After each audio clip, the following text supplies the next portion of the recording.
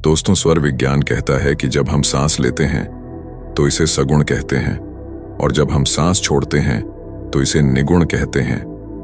इन दोनों के बीच का जो गैप है, सांस लेने का और सांस को छोड़ने का, ये जो गैप बीच में क्रिएट होता है, इसी गैप में वह खास रहस्य छुपा हुआ है जिससे हम अपनी इच्छाओं को पूरा कर सकते हैं। इसीलिए आज इस वीडियो में मैं आपके साथ जो टेक्निक शेयर कर रहा हूं, इसमें आपको अपनी सांसों को कुछ सेकंड के लिए रोक के इस टेक्निक को करना है।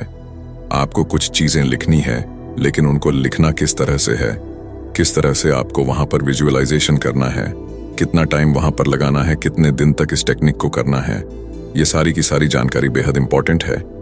एक एक चीज को बहुत ध्यान से समझिए।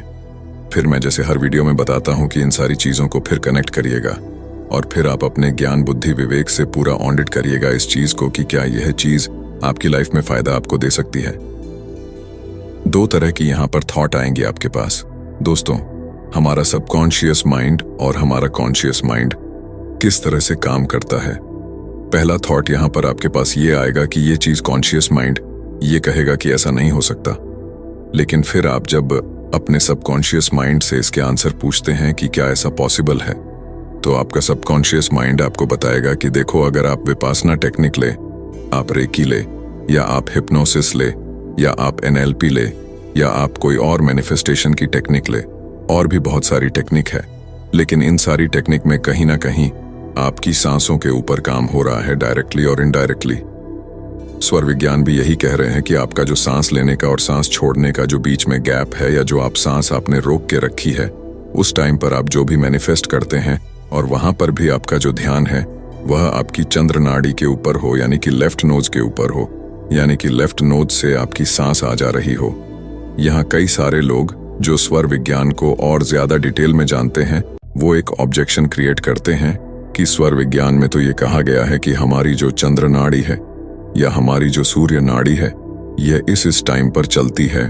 मैं सभी की बात का सम्मान करता हूं, लेकिन मैं ये कह रहा हूं कि क्या आपको मेडिटेशन करने के लिए जब पुराने टाइम में कोई ऋषि मुनि मेडिटेशन करते थे, आप जिस भी धर्म से बिलोंग करते हैं, आपके कोई रोल मॉडल है, आपके कोई इष्ट देवता है, तो क्या वह एक पर्टिकुलर टाइम का इंतजार करते थे या अपनी मेडिटेशन को हमेशा करते रहते थे? अपनी जो भी पूजा पाठ है उसको करते रहते थे? आपके अंदर से आपका सबकॉन्शियस माइंड यहाँ यह भी जवाब देगा, उसी बात की तरह जैसे आपके पास टेक्निक की जब मैंने आपसे बात की तो आपके सबकॉन्शियस माइंड ने यह जवाब दिया कि कहीं ना कहीं हमारी सांसों के ऊपर तो काम हो रहा है।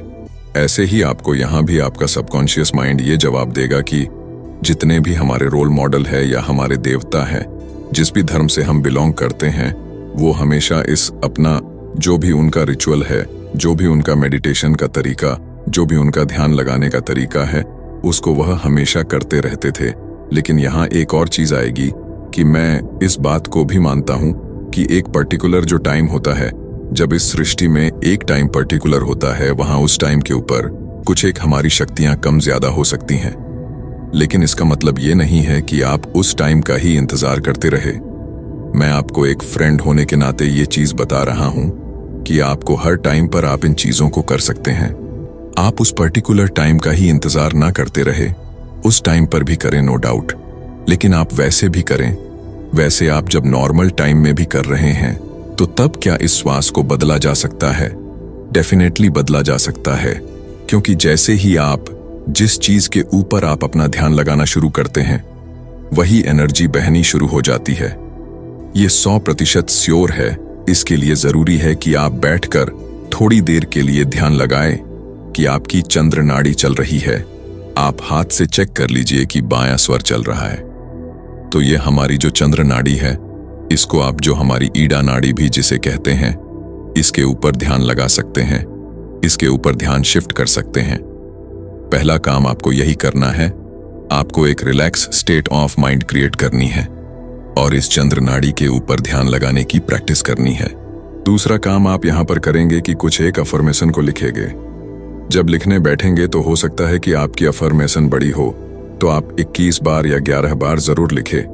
और लिखने का तरीका ये रहेगा कि पहले आप उस अफर्मेशन को अपनी चंद्र नाड़ी के ऊपर ध्यान लगाएं, लेफ्ट नोज के ऊपर ध्यान लगाएं, इससे सांस आ जा रही है कि नहीं।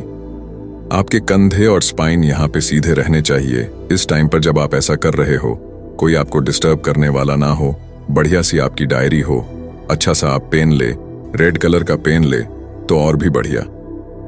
अब यहाँ पे आप इसे स्टेट ऑफ माइंड में अपने अफर्मेशन को लिख ले।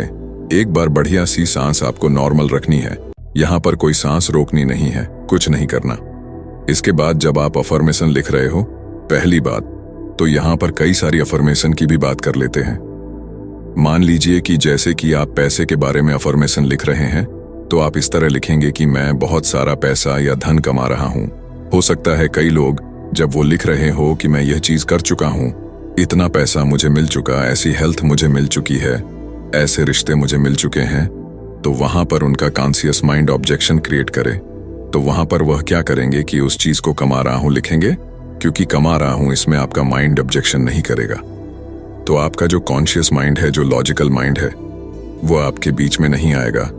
आप उसको जब थोड़ा सा इस चीज को विजुलाइज करना शुरू करेंगे कि मैं इतना पैसा कमा रहा हूं, और उस पैसे को जब आप कमा रहे हैं तो उससे आपकी फैमिली में किस तरह की खुशियां आ रही हैं, आपकी लाइफ में क्या क्या असर उसके आ रहे हैं, आप किस तरह से खुश रहना शुरू हो गए हैं, किस तरह से आप बढ़िया तरीके से चलते हैं, दूसरों से बात करते हैं, आपके बिहेवियर, आपकी जो साउंड है, आप अच्छे वर्ड आपने यूज करना शुरू कर दिया है, आपका बिहेवियर पूरी तरह से सॉफ्ट हो गया।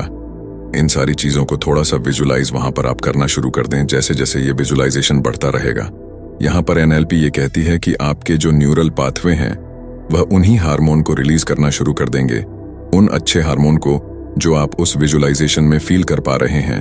और जब जैसे जैसे हार्मोन अच्छे रिलीज होते रहेंगे, तो ये जो खराब फीलिंग थी, जो ये ऑब्जेक्शन थे, ये पूरी तरह से खत्म हो जाएंगे। हेल्थ की बात रहेगी, हेल्थ में भी आप ऐसा लिख सकते हैं कि मेरी हेल्थ हर रोज बेहतर और बेहतर हो रही है, मैं हेल्दी हो रहा हूं, मेरे रिश्ते और बेहतर और प्यार से भरे हुए और खुशियों से भरे हुए बन रहे हैं। ऐसी अफर्मेशन आप ऑलरेडी लिख लें।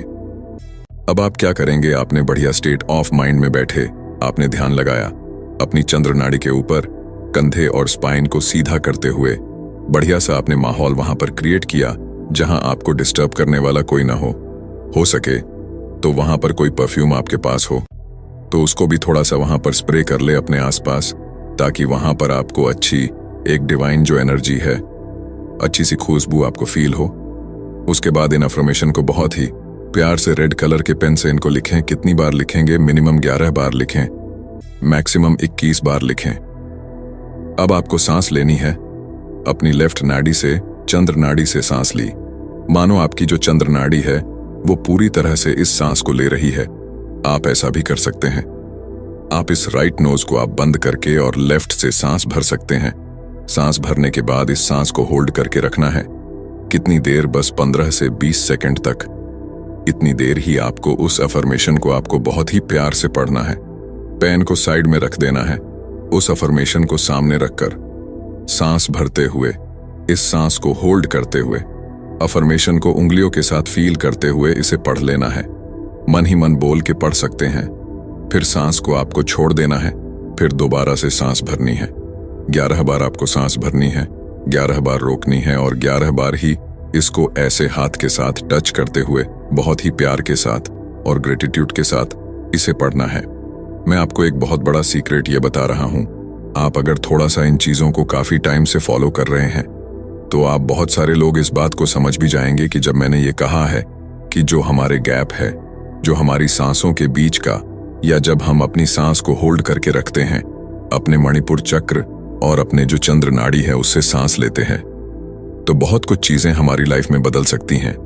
सांसों का बहुत बड़ा योगदान है, सांसें वरदान है हमारे लिए। तो इस चीज को जरूर करिएगा। जो भी आपकी मैनिफेस्टेशन है, जो भी आपकी इच्छा है, उसे पूरा करने के लिए। लेकिन एक बात मेरी हमेशा ध्यान रखिएगा, ये स्वर विज्ञान जो है, इस स्वर विज्ञान के बारे में कहा जाता है कि ये स्वर विज्ञान भोले बाबा ने, शिव जी ने माता पार्वती को दिया था। शिव जी के बारे में कहा जाता है कि ये बहुत भोले देव हैं, जो मांगता है उसे आसानी से दे देते हैं। लेकिन इनका एक रूप और भी है जो बहुत ही रुद्र रूप है।